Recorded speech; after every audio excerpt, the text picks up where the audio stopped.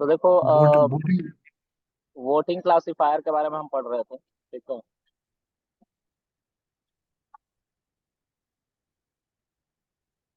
Voting classifier, ठीक है। तो हमें डेटा सेट भी चाहिए था, है ना। तो ये मुझे लग रहा है ना कि ये मार्कडाउन खुल रहा है, मुझे कोड खोलना चाहिए। ये मार्कडाउन में कन्वर्ट हो गया है।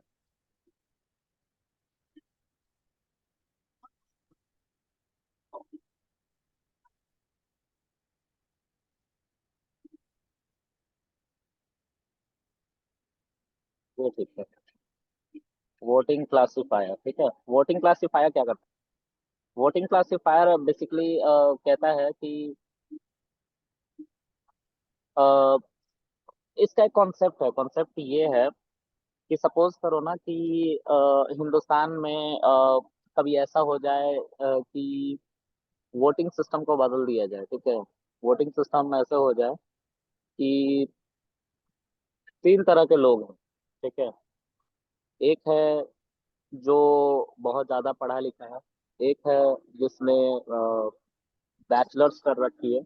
और एक है जिसने टेंथ पास कर रखी है। तीन तरीके के लोग हैं, ठीक है। तो ये जो तीन तरीके के लोग हैं, इनके वोटिंग को कंसीडर किया जाएगा इनके एजुकेशन के बेसिस पे कि इनके एजुकेशन क्या है। उसके हिसाब से इनके वोट की वैल्यू होगी।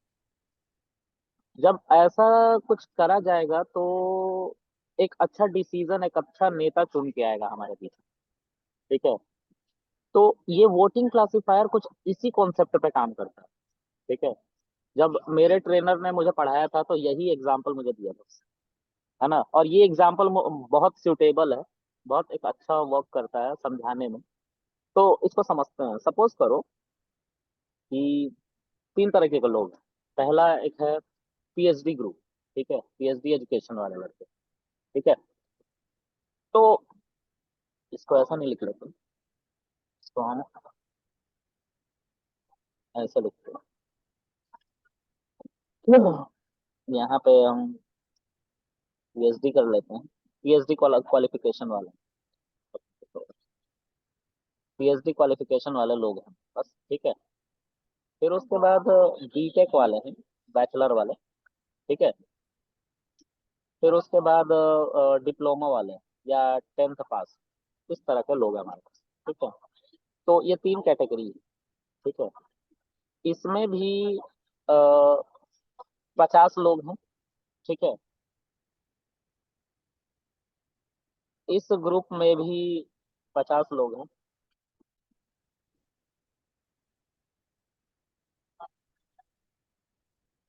इस ग्रुप में भी 50 लोग हैं, ठीक है। तीनों में 50-50 लोग हैं। और मान लो इलेक्शन आ गया, तो गवर्नमेंट क्या करती है कि अक्सर वो पैसा खिला पिला के जो कम पढ़े लिखे लोग हैं उनका वोट अपने तरफ कर लेती है। लेकिन एजुकेटेड लोग उस केस में भी अपना बात रख पाते हैं। वो चीजों को देखते ओवरऑल, वो पैसे से बिकते नहीं है। 500-600 रुपया, 1000 रुपया चिकन नहीं बिकते, ठीक है। उनका अलग कॉन्सेप्ट चलता है। उनका होता है कि हम कैसे डेवलप कर सकते हैं किसी चीज को अच्छे तरीके से। तो वो एक अच्छे तरीके से सोचने वाले लोग होते हैं। उसी तरह बीटेक में भी, बीटेक जो पढ़ लिया है बंदे ने, वो ज्यादा पढ़ा लिखा है, उसको भी पता है कि क्या क्या सरकार की खामियां हैं। तो उसके बेसिस पे वो सरकार को वोट करता है। लेकिन टेंथ वाले जो है उनको कोई फर्क नहीं पड़ता। उनको एक दिन तुम कुछ पैसा दे दोगे, 500 रुपया, तो उनका वोट तुम खरीद सकते हो, ठीक है। तो सपोज करो कि अगर एक ऐसा इलेक्शन हो जिसमें बंदे के एजुकेशन के बेसिस पे उसके वोट को मान्यता दी जाए कि इसके बातों का वजन जो है इसके एजुकेशन के बेसिस पे होगा। तो कहने का मेरा मतलब ये है कि एक सेकंड मैं इसको ड्रॉ कर लूं।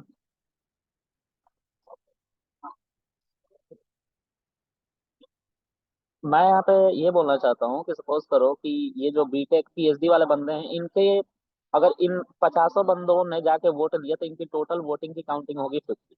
मतलब एक इंसान अगर वोट करेगा तो उसकी वैल्यू एक के बराबर होगी, एक वोट के बराबर होगी, ठीक है। उसी तरीके से यहाँ पे, अगर यहाँ पे इन पीएचडी बीटेक वाले बंदे, अगर दो बंदे वोट करेंगे, यानी कि इनके एक वोट की वैल्यू जो है ना 0.5 वोट के बराबर है, ठीक है। और तीसरा जो हमारा ग्रुप है उसमें एक वोट की वैल्यू मान लो 0.1 वोट के बराबर, मतलब 10th पास वाले बंदे अगर एक बंदा वोट करेगा तो उसकी वोट सिंगल नहीं मानी जाएगी, वन नहीं मानी जाएगी, मतलब 0.10 मानी जाएगी, मतलब एक दहाई माना जाएगा। ठीक है, बहुत कम।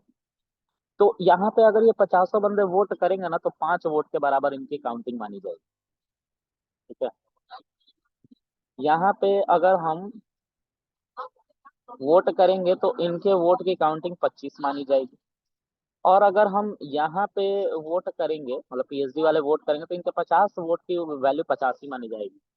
तो अगर ऐसे हमारा एजुकेशन सिस्टम पे वोटिंग काम करने लग जाए तो हमेशा पढ़ी लिखी सरकार आएगी, नकारा सरकार नहीं।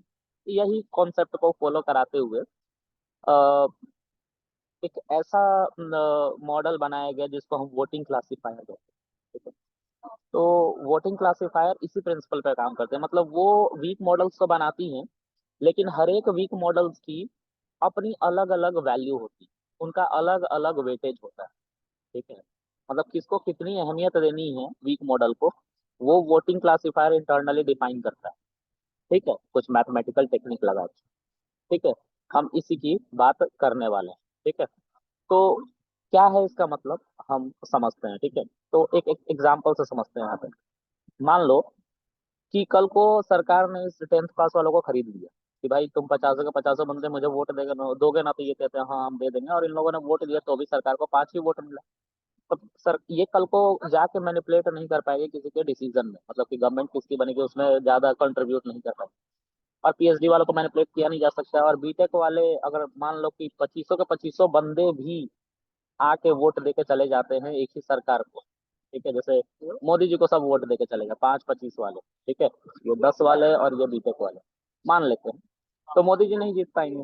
और अगर पीएचडी वाले जाके वोट दे देंगे तो मोदी जी जीत जाएंगे, ऐसा थोड़ा सीन हो जाए। ठीक है, पूरी तरह से एजुकेशन बेस्ड हो जाएगी, है ना। तो हम बेसिकली क्या करने जा रहे हैं, हम इसी एल्गोरिदम को यूज करने जा रहे हैं। तो इस एल्गोरिदम को यूज करने के लिए हमें वोटिंग क्लासिफायर बना के दिया गया है, उसके अंदर वीक मॉडल्स होंगे।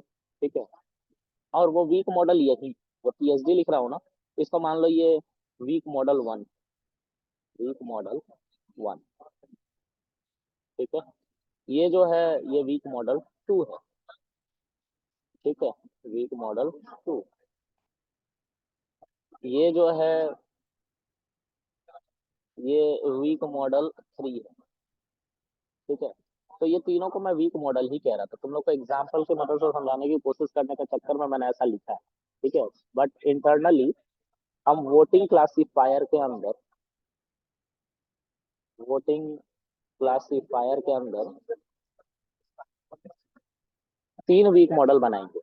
आप उसके अंदर जितने मर्जी उतने वीक मॉडल बना सकते हो, मतलब अगर मैं weak model one, weak model two, weak model three की बात कर रहा हूँ, मतलब मैं 3 अलग अलग वीक मॉडल बना सकता हूँ। मतलब मैं पहला वीक मॉडल लेट से बना सकता हूँ लॉजिस्टिक रिग्रेशन से, लॉजिस्टिक रिग्रेशन से। ठीक है, दूसरा वीक मॉडल मैं बना सकता हूँ लेट्स से डिसीजन ट्री से। ठीक है, तीसरा वीक मॉडल मैं बना सकता हूँ लेट्स से रैंडम फॉरेस्ट से। ठीक है, और भी वीक मॉडल मैं बना सकता हूँ। तो इंटरनली इसके अंदर जितने मर्जी उतने वीक मॉडल तुम अलग अलग बना सकते हो। ठीक है, और हर वीक मॉडल की अपनी वैल्यू होती है जो इंटरनली मॉडल डिफाइन करता है कि किसको कितनी इंपॉर्टेंस देनी है। ठीक है, तो ये कॉन्सेप्ट आप लोगों को समझ में आ रहा है गाइज? हाँ, हाँ जी। Yes sir. चलो अब हम अपना मॉडल बनाते हैं। तो पहले तो हमें डेटा सेट चाहिए, तो एसके के अंदर हमें डेटा सेट मिलेगा, तो from sklearn data I guess, इसके अंदर कुछ था ऐसा जिसके अंदर डेटा था, किसको याद है किसके अंदर था?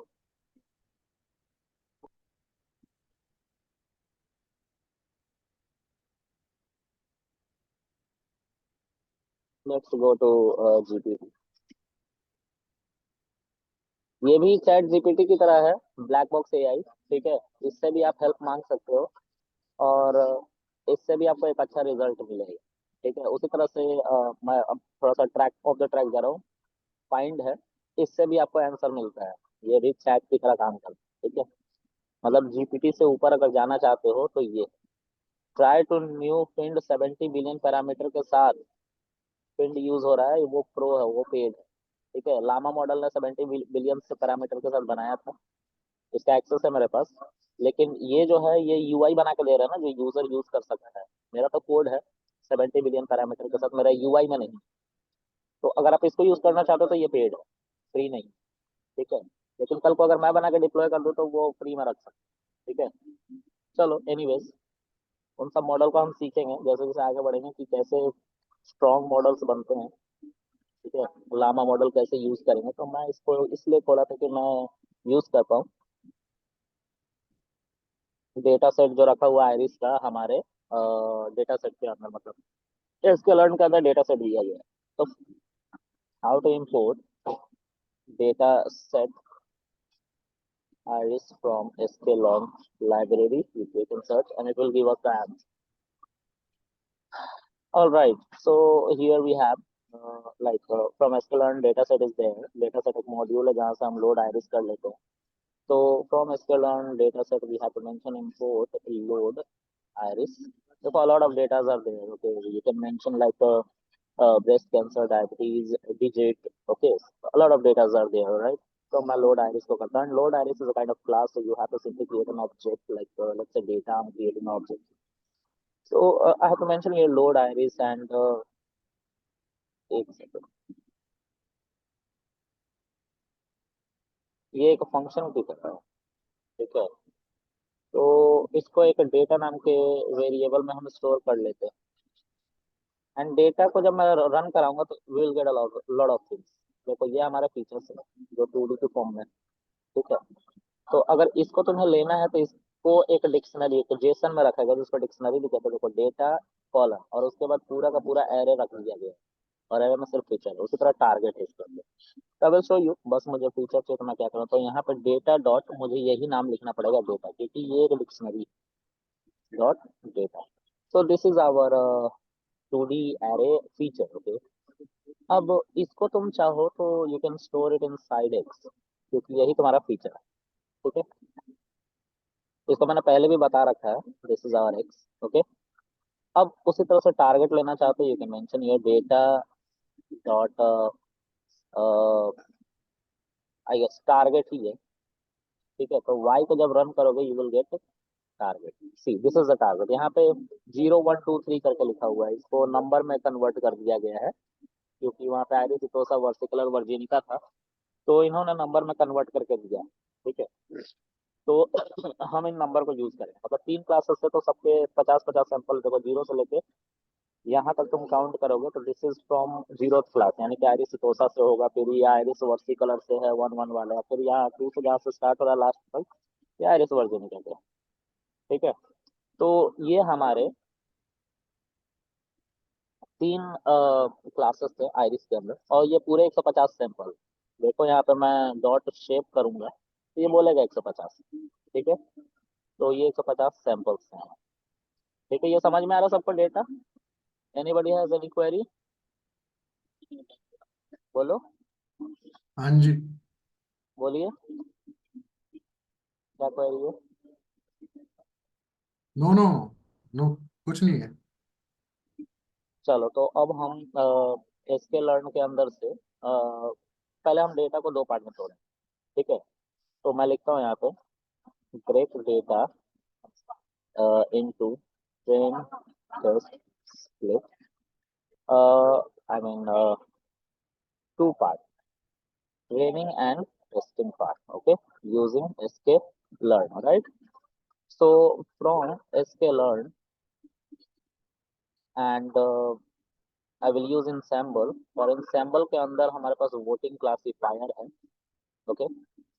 अब वोटिंग क्लासीफायर जैसे वो वोटिंग रिग्रेसर के साथ भी काम करता है, लेकिन रिग्रेशन पे अच्छा इसका रिजल्ट नहीं है, इसलिए रिग्रेशन के लिए इस्तेमाल नहीं किया जाता, ठीक है। Now we have sklearn, okay.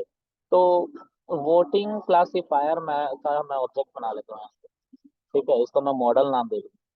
अब ये इंटरनली वीक मॉडल बनाता है। सो सी कह रहा है कि एस्टिमेटर्स बताओ एक टपल की फॉर्म में, ठीक है, और वो एक लिस्ट के अंदर होगा। ठीक है, तो अब कैसे बनाना है वो बता दो, यहाँ पे तुम अपना एल्गोरिदम दे सकते हो। ठीक है, तो कैसे देंगे, तो हमें वीक मॉडल्स चाहिए। ठीक है, 1 सेकेंड।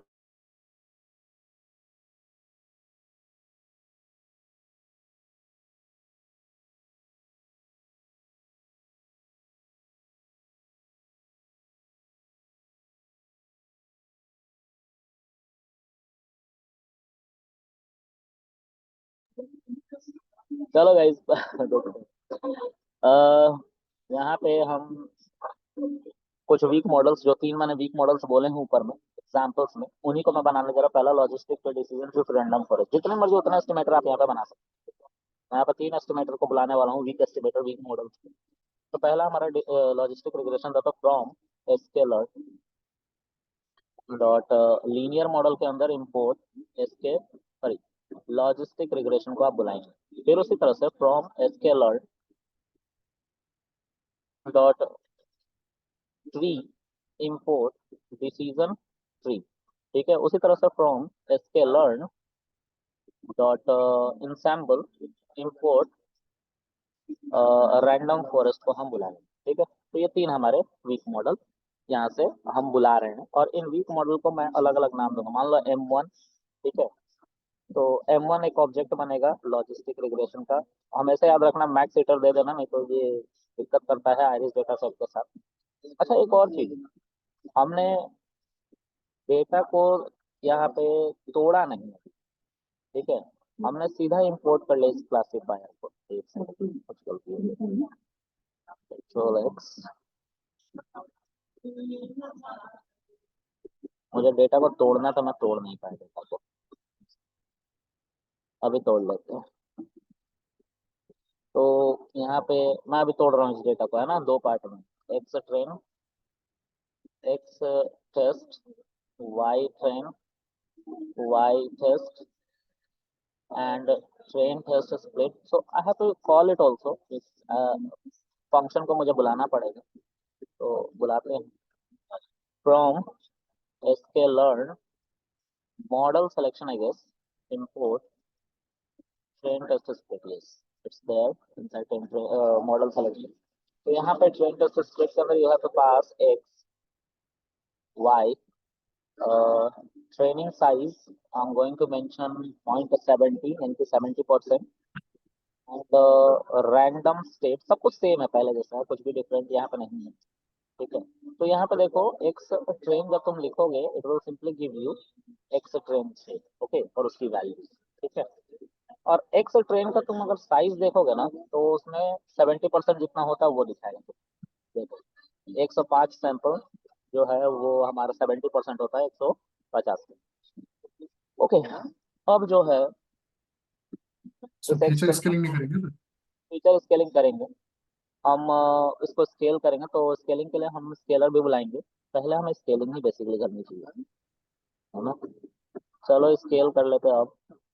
तो scale data using min max scalar. ठीक है, तो इसको बुलाना पड़ेगा। कैसे बुलाएंगे, विल सी।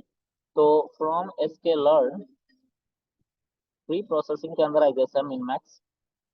हाँ, अब मिन मैक्स स्केलर के अंदर, मतलब इसके अंदर इसका एक ऑब्जेक्ट बनाओ, और इसको अपना डेटा पास कर दो, SC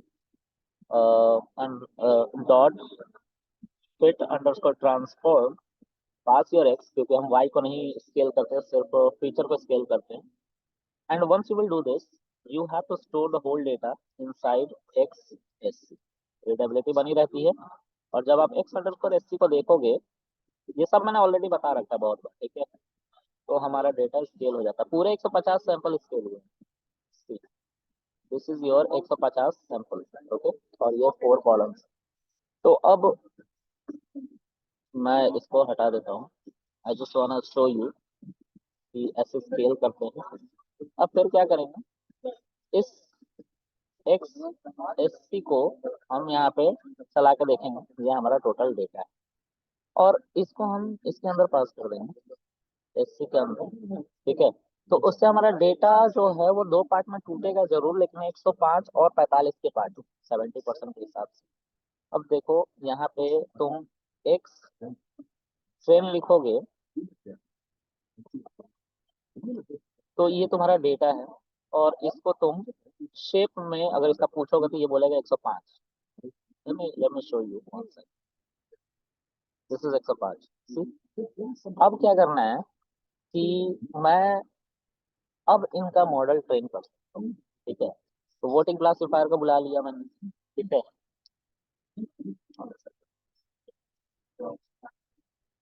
वोटिंग क्लासिफायर को बुला लिया मैंने यहाँ पे। और वीक मॉडल्स के लिए, मॉडल को बनाने के लिए हमने बहुत सारे एल्गोरिदम को भी बुला लिया है पहले, ठीक है। रिकॉर्डिंग कर रहा हूँ मैं, फॉलो कर रहा हूँ। यहाँ पे मैक्स ईटर आप लिख देना, 2000, आपकी मर्जी, आप कुछ भी लिख सकते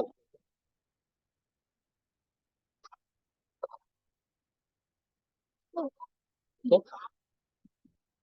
अब उसी तरह से M2 वीक मॉडल है हमारा, उसमें डिसीजन ट्री है। डिसीजन ट्री में आप चाहो तो आप अपना गिनी स्कोर, मैक्स वगैरह सब कुछ दे सकते हो, ठीक है। तो मैं यहाँ पे मैक्स डेप्थ कर लेता हूँ थोड़ा सा कम, जैसे मैं चाहता हूँ कि 3 तक ही मैक्स डेप्थ हो हमारा, जितना स्प्लिट, ठीक है। फिर उसी तरह से M3, गाना तो अच्छी बजा रहे हैं यार, नाच भी रहे होंगे बाहर। चलो, रैंडम फॉरेस्ट क्लासिफायर के अंदर वीक मॉडल 100 बने हैं, और उसके लिए भी डिसीजन ट्री का इस्तेमाल हो रहा है। तो अ, हम ये वीक मॉडल बना लें। अब इस वीक मॉडल को एक लिस्ट के अंदर एस्टिमेटर लिख के, और 3 टपल पास करना है इसमें, ठीक है।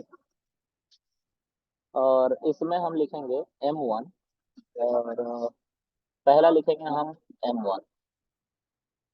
1 सेकेंड, मुझे थोड़ा सा देखना पड़ेगा कैसे पास ऑन किया है इन लोगों ने। हाँ, ऐसे ही पास ऑन किया है, देखो। मैं M1 मान के चला हूँ, पहला वीक मॉडल, ठीक है। तो आप एक स्ट्रिंग में लिखो फर्स्ट मॉडल, ठीक है, ऐसा मैं कर लेता हूँ,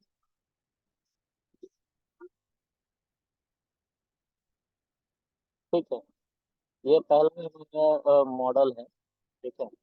तो फर्स्ट मॉडल, और यहीं पे कॉमा देके you have to pass M1। ये M1 को मैं फर्स्ट मॉडल कर रहा हूँ, स्टपल को कहना पड़ता है इसको, है ना, ऐसे ही पास करना पड़ता है। फिर उसी तरह से सेकंड मॉडल, फिर कॉमा यहाँ पे, और M2 यहाँ पे लिखना पड़ेगा। उसी तरह से थर्ड मॉडल, आप इसकी जगह पर कुछ भी लिख सकते हो, जब मैं फर्स्ट सेकंड थर्ड लिख रहा हूँ इसकी जगह पर आप कुछ भी लिख सकते हो, M3। अब ये मैं यहाँ पे मॉडल डॉट फिट करूंगा अपने डेटा को, और एक्स ट्रेन को मैं यहाँ पे कॉल करूंगा, और वाई ट्रेन को कॉल करूंगा, एंड हमारा मॉडल ट्रेन हो जाएगा। सी, वोटिंग क्लासिफायर ने फर्स्ट मॉडल पे लॉजिस्टिक रिग्रेशन को लिया है, डिसीजन ट्री को लिया है, रैंडम फॉरेस्ट को लिया है, और जब इस पर क्लिक करोगे तो ये खुलेंगे कि इसके अंदर क्या क्या फीचर्स हमने डाले थे, ठीक है। तो इस तरह से अब कोई भी हमारा डेटा आएगा तो इन तीनों मॉडल की अपनी अपनी वेटेज हो, बिल्कुल वैसे ही कि ये PhD वाला है, ये हमारा बीटेक वाला है, ये हमारा 10 पास है। तो अब ये हमें नहीं पता कि इसमें से कौन मॉडल सुपर्ब है, ठीक है, लेकिन ऐसे ही ये काम करता है। अब तुम कोई भी सैंपल दोगे, जैसे मैं एक सैंपल लेके आता हूँ, तो एक्स ये मेरा था, ठीक है। एक्स का सबसे पहला सैंपल चाहिए, तो यहाँ पे इंडेक्स वाइज तुम 0 लिखोगे तो सबसे पहला 51351402 आएगा, देखो। 5135 और 02। उसी तरह से इसका जो टारगेट है वो ये वाई है, वाई का ये पहला वाला इंडेक्स है। तो वाई 0 करोगे तो इसका रिजल्ट 0 आएगा, ठीक है। तो इसका जो टारगेट है वो 0 है, देखते हैं किस क्लास से बिलोंग करता है। X0 हमारा सेंस। तो पहले तो स्केलिंग करनी पड़ेगी, क्योंकि जैसा हमने मॉडल ट्रेन करा होता है वैसे ही हमें डेटा को बना के पास करना होता है मॉडल को।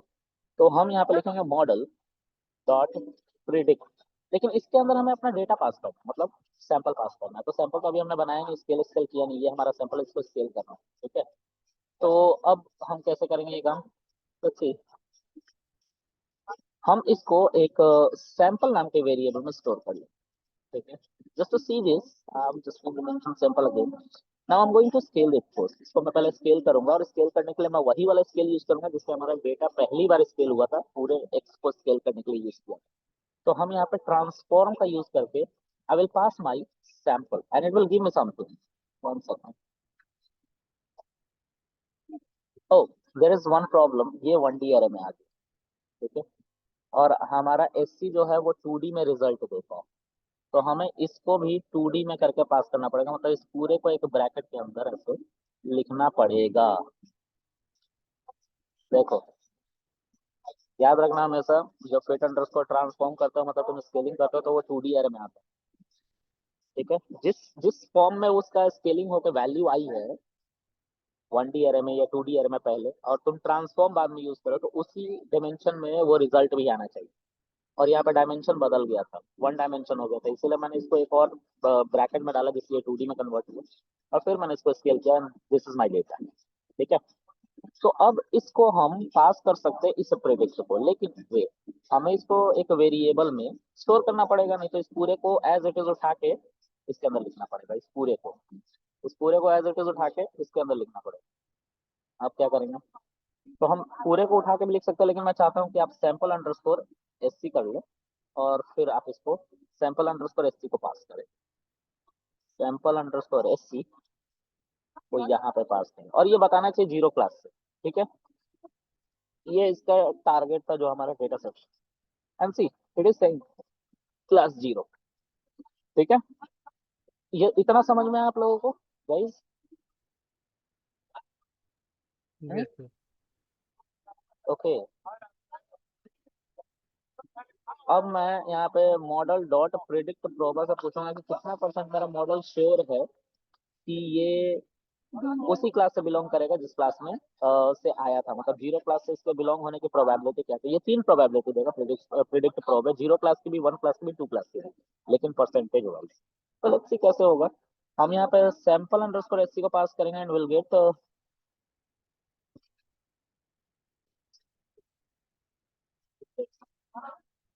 Predict probe. अच्छा, कह रहा है वोटिंग क्लासिफायर के पास प्रिडिक्ट प्रोबा नहीं होता, लेकिन दे तो रहा है। सैंपल एससी वोटिंग क्लासिफायर के पास प्रिडिक्ट प्रोबैब नहीं है, सॉरी, ये नहीं बता पाएगा। ठीक है, लेकिन हम एक्यूरेसी देखना चाहते हैं कि हमारे मॉडल की एक्यूरेसी क्या है बायस वेरिएंस का। तो कैलकुलेटिंग बायस एंड वेरिएंस। ठीक है, आई थिंक वेरिएंस की स्पेलिंग सही है अब। ठीक है, तो कैसे कैलकुलेट करेंगे? तो पहले हम जिस डेटा पे मॉडल को ट्रेन किया उसी डेटा का प्रिडिक्शन मांगेंगे। तो मॉडल से बोलेंगे मॉडल प्रिडिक्ट करो एक्स अंडरस्कोर एससी को, या एक्स ट्रेन को प्रिडिक्ट करो, और दो हम तो इसने प्रिडिक्ट कर दिया। अब हम चाहते हैं कैलकुलेट करना कि क्या एक्यूरेसी रही। तो यहाँ पे एक्यूरेसी निकालने का शॉर्टकट तरीका है। हम इस तरह से कर सकते हैं, मॉडल डॉट स्कोर, और इसके अंदर एक्स ट्रेन और वाई ट्रेन अगर हम पास करेंगे तो ये ट्रेनिंग का एक्यूरेसी बताएंगे। डेटा पे हमारा मॉडल ट्रेन हुआ, 97% इसकी एक्यूरेसी है। ठीक है, जिस डेटा पे ये ट्रेन हुआ था, मतलब 100 क्वेश्चन में से 100 क्वेश्चन तुमने इसको सिखाया तो 97 को इसने सही जवाब दिया, बाकी के गलत जवाब। उसी तरीके से मॉडल डॉट स्कोर करोगे टेस्टिंग के डेटा के लिए, तो X test and Y test pass करोगे, इट विल गिव यू 1। तो यहाँ पे बायस वेरिएंस देखो कम है, लेकिन ट्रेनिंग का स्कोर कम और टेस्टिंग का ज्यादा होगा। तो अब हमें कुछ हेर फेर करनी पड़ेगी, मतलब हाइपर पैरामीटर ट्यूनिंग करनी पड़ेगी। तो पहला तो हम रैंडम स्टेट को बदल के देखते हैं, शायद 41 यहाँ पे करें तो डेटा बदल जाएगा। डेटा बदलेगा तो हो सकता है हमारा स्कोर थोड़ा सा अलग है। पहले 97% था, देखो स्कोर बहुत ज्यादा डिफर कर गया क्योंकि हमारा डेटा सैंपल कम। डेटा सैंपल बढ़ाना पड़ेगा। देखो 91% टेस्टिंग का स्कोर आ रहा है और ट्रेनिंग का 100% चला गया, फिर से बायस वेरिएंस बढ़ गया। ठीक है, तो ऐसे तुम्हें इसको ट्यून करना पड़ता है। ठीक है, यहाँ पे तुम इसको, जैसे यहाँ पे तुमने 42 किया ना, यहाँ पे भी तुम कुछ लगा सकते हो। जैसे यहाँ पे जो मैक्स डेप्थ है तुमने 3 लिख रखा है, तो इसको 4 कर सकते हो, मतलब ठीक है, तो ये अभी 91% ही आ रहा है, तो फिर से एक बार चला पूरे डेटा को, देखो क्या होता है यहाँ से।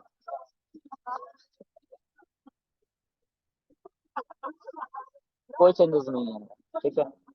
तो मुझे लगता है कि तुम्हें यहाँ से इसको बदलने की जरूरत है, ठीक है। इसको 1 लिख लो। तो चाय दे देना पंडित जी, चाय दे देना, सब दे देना। तो यहाँ पे बेसिकली हमारा 95% जो है वो स्कोर आ रहा है। अभी हम इसको डिप्लॉय कर सकते हैं, 5% का ही गैप है। तो किसी को ऐसा है इसमें कुछ समझ में ना आया होगा इस, एनीबॉडी? प्रेम? हाँ जी, हाँ जी, इसमें क्वेश्चन है सर। हाँ, बोलिए सर। हाँ बिल्कुल, मॉडल तो सही चल रहा है इसमें। जैसे कि इसमें हमारा वोटिंग क्लासिफायर जो स्ट्रॉन्ग मॉडल बना रहा था, उसके लिए वीक मॉडल हमें 3 बनाए गए। तीनों को, एक लॉजिस्टिक रिग्रेशन, डिसीजन ट्री और रैंडम फॉरेस्ट, 3 एल्गोरिथम से 3 वीक मॉडल बनाए। तो आपने ये बोला था कि इसमें जैसे पीएचडी का बंदा है और बीटेक है और 10th का है, तो उस तरीके से वो वीक मॉडल थे, तो किसी एक को सिलेक्शन होगा। तो यहाँ पर जो स्ट्रॉन्ग मॉडल बन रहा है, लास्ट में फाइनल में जो स्ट्रॉन्ग मॉडल बन रहा है, वो 3 जो वीक मॉडल अलग अलग एल्गोरिथम से हमने उनको ट्रेन कर रखा है, वो किस तरीके से उनको सिलेक्ट करेगा।